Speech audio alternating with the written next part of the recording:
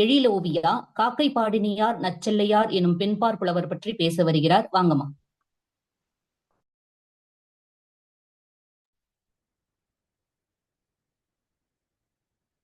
அனைவருக்கும் வணக்கம்.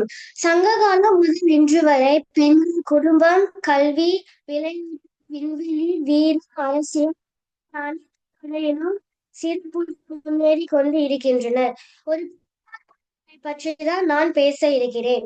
காகம் நற்செல்லையார்.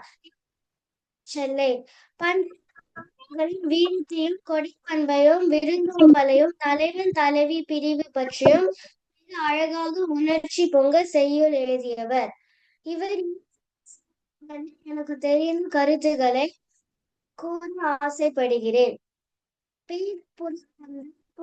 ஆடி விண் சேர்ந்த போல சென்று பெருமை பாடலில் மன்னனின் வல் குணத்தை மேலும் ஒப்பிட்டு எழுதியுள்ளார். பொழிந்து மறைந்துவிடும் அதுவும் மறைந்து விடுவானோ என்று அஞ்சி மண் வாழ்க என்று இவர் பாடியது காட்டுகிறது. மீது இவர் பாடிய 10 பாடல்கள் 10 நூலில் உள்ளது. நச்சல் அருகிலேயே இடம் கொடுத்தாராம். நச்சு மட்டும் பாடவில்லை, காக்கை பற்றி சிறப்பாக பாடியுள்ளார். எனவே என்று சிறு பெயரை பெற்றார். அந்த பயந்த நெஞ்சில் கொண்டி வெண்சோறு எழுகலத்து சிறிது என் தோல் நெகிழ்ந்த சில்விற்கு கரைந்து காக்கையது பரியே என்று பாடியதால் காக்கை பாடினியார் என்று சிறப்பு பெயர் பெற்றார். காக்கை கரைந்தால் சொந்தக்காரங்க வருவாங்கன்னு எங்க பாட்டி சொன்னாங்க. இது இருந்தது.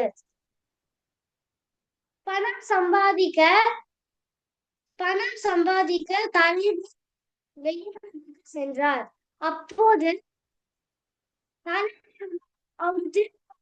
ரொம்ப வராம இருந்ததால் தலைவி கவலையா இருந்தாங்க.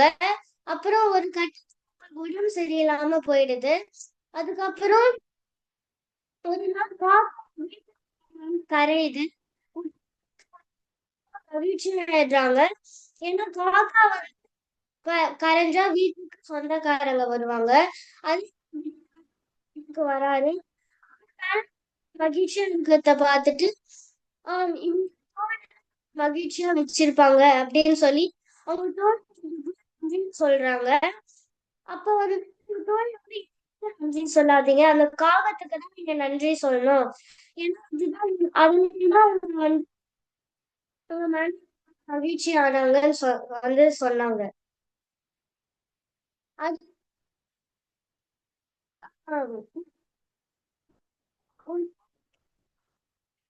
வீட்டுக்கு வராங்க. அப்போது அவங்க வீட்டு கேக்குறாங்க. அவங்க பையன் சரியா பார்த்துட்டு பயந்து ஓடி போயிட்டாங்க அப்படின்னு சொன்னாங்க. அது அது கேட்டதும் பிறந்த குடிக்கு பழி கொண்டு வந்து விடுவானோ என்று அவங்க அஞ்சினாங்க. ஆனா கோபத்துக்கு போனா அந்த பையன் வீட்டு மரணம் அடைந்திருந்தாங்க. அத பார்த்து அந்த அந்த வயசான அம்மா ரொம்ப வந்து பெருமைப்பட்டாங்க. ஏன்னா அவங்க பையன் ஒரு கோழியா அவங்க இறந்து போல வீட்டு அவங்க வந்து இருந்தாங்க. அப்புறம் காகம் கரையும் கதை தெரியும். ஆனா இன்றும் அவைகளை காகம் பாடினியார் நச்சில்லையார் என்று பெண்பார் புலவர் என்பதையும் மூலம் தெரிந்து கொண்டேன். வா- வாய்ப்பு சிறு குழுத்திற்கு நன்றி தெரிவித்துக் கொள்கிறேன். நன்றி, வணக்கம்.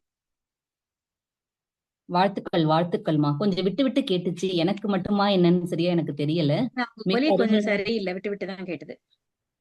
மிக அருமையாக ஒரு தலைவன் தலைவியுடைய பிரிவை பற்றியும், ஒரு இயற்கையாக நடக்கக்கூடிய ஒரு பறவையின் கரைதல் எப்படி ஒரு உற்சாக உவமையாக அமைந்தது என்ற புலவரின் பாடல் பற்றியும் மிக அருமையாக எடுத்து சொன்னீர்கள்.